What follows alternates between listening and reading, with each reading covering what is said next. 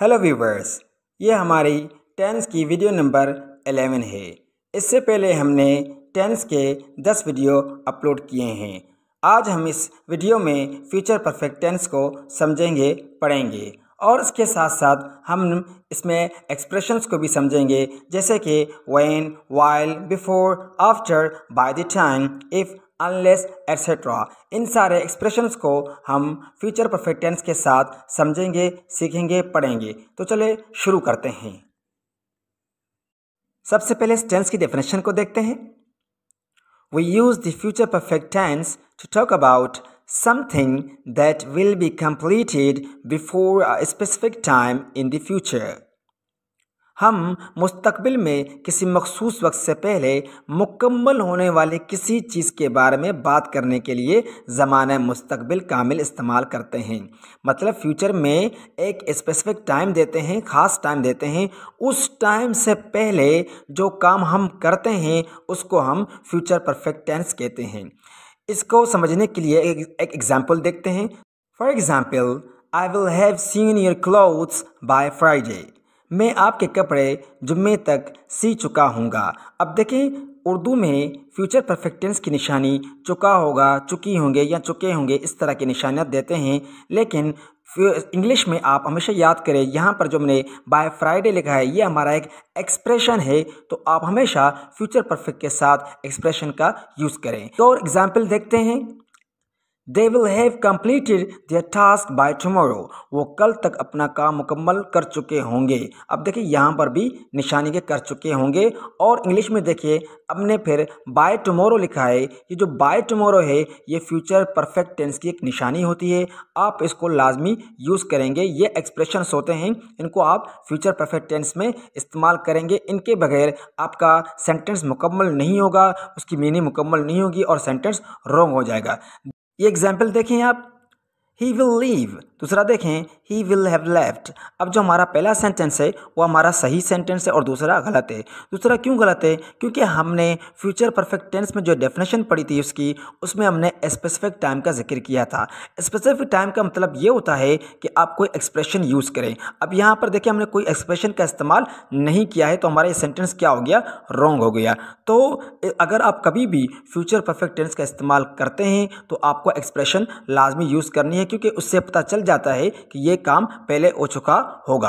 अच्छा, एक सेंटेंस से मैं आपको समझाने की कोशिश करता हूँ। ये सेंटेंस देखें, he will have left the party by 12 AM। अब देखिए यहाँ पे हमने जो लास्ट में एक्सप्रेशन यूज़ किया है बाय 12 AM, ये जो है हमारा स्पेसिफिक टाइम है। तो हमने कहा 12 बजने से पहले वो पार्टी छोड़ चुका होगा। तो पहले वो पार्टी छोड़ चुका होगा, फिर 12 बज गए होंगे। देखिए, बाय का मतलब क्या होता है? बाय का मतलब ये हुआ not later than the time mentioned. मतलब जिक्र करदा वक्त के बाद नहीं। मतलब जो टाइम आप मेंशन करते हैं, जिसका आप जिक्र करते हैं, उस टाइम से पहले आप अपना काम मुकम्मल कर चुके होंगे।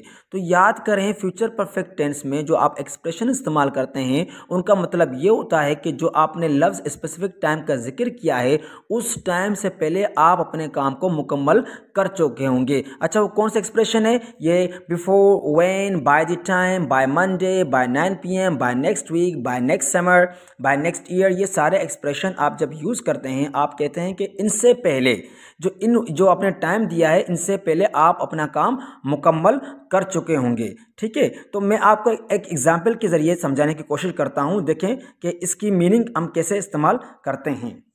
अच्छा, ये एग्जाम्पल देखें आप। I will have completed my homework by the time you arrive. अब देखिए यहाँ पर जो हमने by the time you arrive हमने लिखा है, ये हमारा स्पेसिफिक टाइम है। अच्छा, एक और बात याद रखें कि आप फ्यूचर परफेक्ट टेंस के साथ प्रेजेंट सिंपल का इस्तेमाल करेंगे। अगर आप दूसरी क्लॉज लिखेंगे तो दूसरी क्लॉज आपकी प्रेजेंट सिंपल में होगी, प्रेजेंट टेंस में होगी। ये आपको याद रखना है। ठीक है, चलो देखते हैं। तो यहाँ पर जो हमने bye the time you arrive लिखा है, ये हमारा स्पेसिफिक टाइम है। तो हम कह रहे हैं कि जब आप पहुँचेंगे, आपके पहुँचने से पहले मैं अपना होमवर्क लिख चुका हूँगा। अब देखिए, आपने क्या कहा कि एक स्पेसिफिक टाइम दी, और उस टाइम से पहले आपने क्या कहा कि मैं अपना ये काम कर चुका हूँगा। तो फ्यूचर परफेक्ट टेंस की यही खूबी है, जो आप एक स्पेसिफिक टाइम देते हैं उससे पहले आप अपना काम मुकम्मल कर चुके होंगे। देखिए इसके स्ट्रक्चर को लाजमी देखें। सबसे पहले सब्जेक्ट के बाद विल हैव या शैल हैव का इस्तेमाल करें।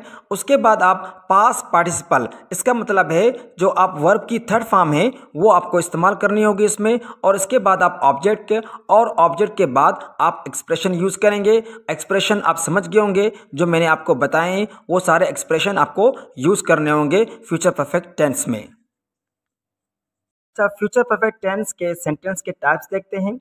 पहला सेंटेंस है हमारा जैसे कि ही will have finish the project by Monday. ये हमारा सेंटेंस पॉजिटिव में है।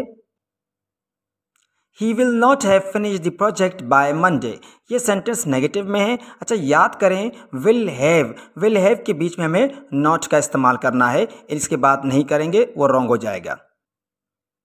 Will he have finish the project by Monday, ये हमारा इंटरोगेटिव सेंटेंस है। When will he have finished the project, ये हमारा क्वेश्चन है। इसमें हमने जब व्हेन यूज़ किया है तो इसमें स्पेसिफिक टाइम का हमने पूछा है। अच्छा व्यूअर्स, अब हमारा प्रैक्टिस टाइम है, तो आप ये क्वेश्चन देखें।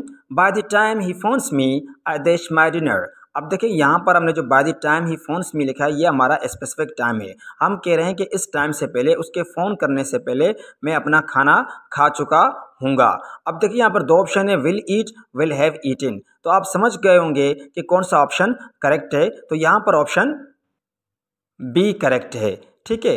अच्छा, thank you so much viewers. आप मेरे चैनल को सब्सक्राइब करें, लाइक करें, शेयर करें अपने दोस्तों के साथ, और मज़ीद वीडियो के लिए आप वेट करें।